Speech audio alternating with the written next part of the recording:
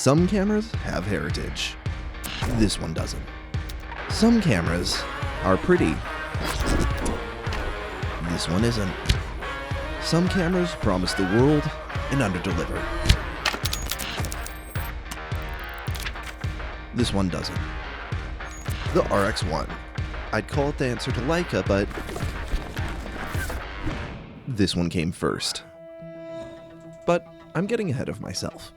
Let's start with what is the RX1? This is a Sony camera released in 2012 with a full-frame sensor behind a 35mm f2 Carl Zeiss piece of glass.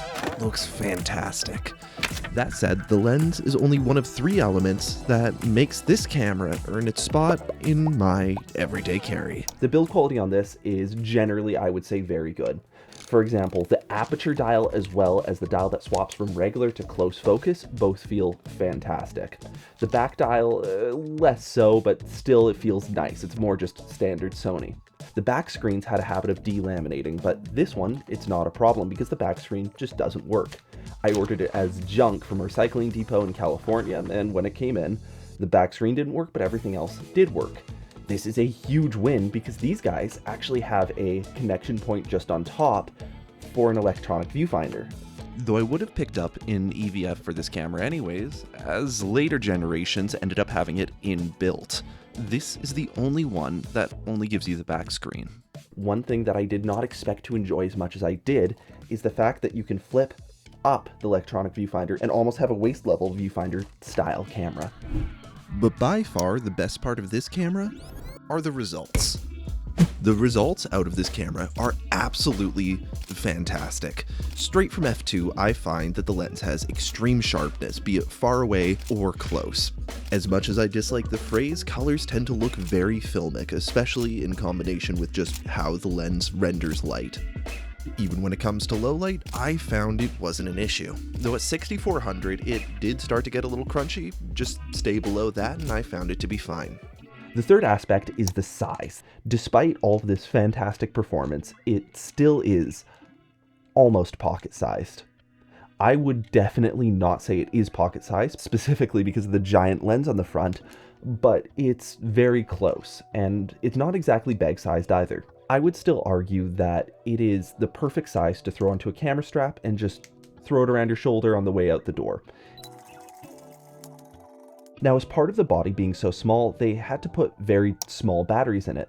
These NP-BX1 batteries, they're very tiny and they don't really last even a full day of shooting. I personally haven't had a huge amount of issue with battery life, or at least not as much as I expected. A lot of people said that the battery was just there 1 second and gone the next. I found I was able to shoot for a good couple of hours, keeping in mind that I would turn off my camera between shots.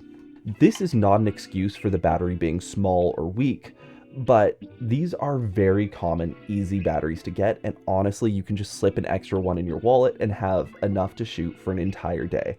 I'm not joking. I bought a 3-pack with a charger for $30 off Amazon. It's really nice just to have a common battery style. Second thing I would say would be the autofocus. This works on contrast detect autofocus, which is just a little bit slow, it's a little bit clunky, and it doesn't feel that nice to use. That said, if you're willing to work around that slow focus, you can get this one for cheaper, but the next generation one added phase detect, and I feel that was a much needed aspect of this camera.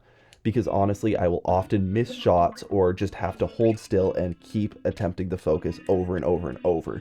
It doesn't always happen, but when it does, it's always a little frustrating. It brings me back to shooting with my 5D Mark II, to be honest with you. One smaller gripe that I forgot to mention is, again, the pop-up viewfinder. The viewfinder sticking up above the camera really does add a lot of bulk, where I feel the next couple generations really slim that down. And for an everyday camera like that, I feel like that adds a lot of value for me. This camera has been remarkably solid. I've had it with me nearly every day, and reliability is what carries it through. Reliability that, even though it's old and beat up, it will always take photos. Reliability that the shots will always look good.